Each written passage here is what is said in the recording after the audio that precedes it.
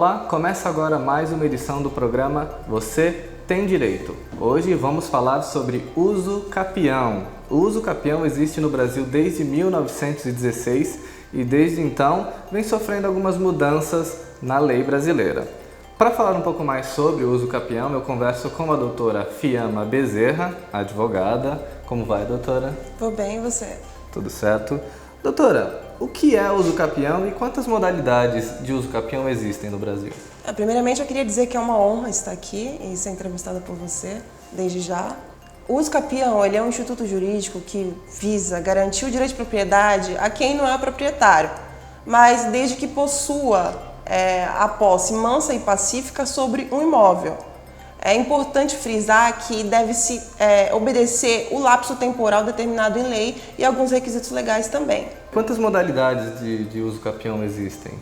Então, no Código Civil há diversas modalidades de uso capião. Eu vou elencar as mais importantes e as mais usadas, que seria a uso capião extraordinária, que ela exige 15 anos de posse mansa, pacífica, mas sem justo título, porém com boa fé. A uso capião ordinária, que exige o lapso temporal de 10 anos, mas com boa fé, tá? E justo título. Porém, a uso capião ordinária, ela pode ser reduzida para 5 anos, desde que o título seja honoroso e regular para registro em cartório. Existem duas modalidades, né? O uso capião judicial e a extrajudicial. Quais são as diferenças entre elas? Sim. A diferença entre uso capião extrajudicial e uso capião judicial é no que tange. O extrajudicial é feito por um procedimento administrativo e você não leva ao judiciário. Você trata esse procedimento administrativo mediante cartório. Tanto cartório de notas quanto cartório de registro de imóveis. No cartório de notas, ele é feito através de uma ata notarial, em que eles elencam o tempo de posse, bem como os documentos necessários e exigidos em lei, planta do imóvel, o requerimento do advogado, e a distinção entre os dois é que no procedimento administrativo, no caso, no uso capião extrajudicial, ele tem uma forma mais célere, de atingir o resultado final, que seria o registro. Ele é mais rápido do que no judiciário. Eu acho que essa é a diferença mais marcante do extrajudicial para o judicial. Em Cubatão nós temos bastantes terrenos da Marinha. É possível uso capir o imóvel que é terreno da Marinha? Via de regra, a Constituição Federal ela veda o uso capião de bem público, ou seja, no ordenamento jurídico não é possível uso capir imóvel que é terreno de marinha. Ocorre que há uma exceção à regra. A exceção tange no uso capião do domínio útil do imóvel, que não é concernente à totalidade do imóvel, mas apenas no exercício do direito de usufruir e desfrutar da propriedade. Entre todas as opções de aquisições do direito de propriedade, na sua opinião, o uso capião é a melhor delas? Eu costumo falar para os meus clientes que tudo depende. Tudo depende da necessidade de cada caso, bem como da necessidade do cliente. Dependendo do uso capião judicial, ele vai ter um lapso temporal maior para eu atingir o meu objetivo, que seria a aquisição originária do imóvel mediante sentença. Já no uso capião extrajudicial, eu vou ter a possibilidade de registrar o meu imóvel de forma mais rápida. Então, eu tenho aí a diferença no que tange a celeridade do procedimento. Ocorre que um procedimento, às vezes, ele é mais oneroso que o outro.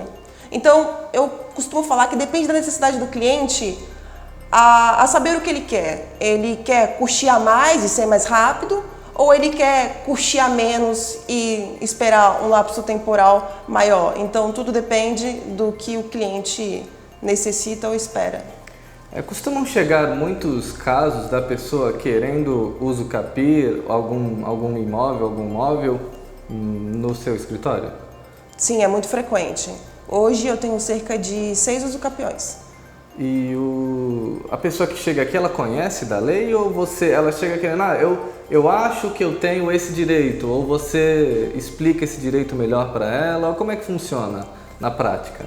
Então, como o uso capião é um procedimento antigo, um instituto jurídico antigo, desde 1916, assim como você formulou na entrada da entrevista, a maioria da população ela tem conhecimento que ela tem esse direito em si. Então, quando os clientes eles chegam ao meu escritório para eu informá-los acerca dos seus direitos, eles já têm em mente o que eles podem ter direito no uso capião, sim. Então, eles sabem que existe a legislação e eles sabem mais ou menos o que significa e você só dá as diretrizes para o cliente, né?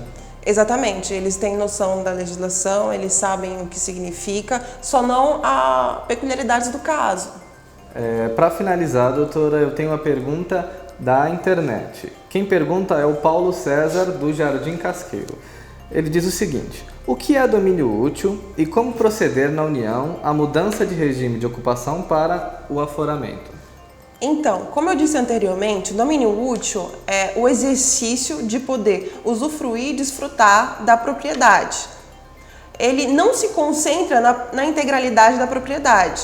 Se o particular tem um domínio útil, o ente público ele tem um domínio indireto do imóvel. Então, se concerne somente em poder usufruir e desfrutar. Há também possibilidades de você transmitir, mas só a sua quota parte. No que tange o procedimento para a transferência de ocupação e aforamento na União, ocorre da seguinte forma. Normalmente, aqui na Baixada Santista, a maioria dos imóveis, eles possuem apenas a ocupação, quando se tange de uso capião de terreno de marinha.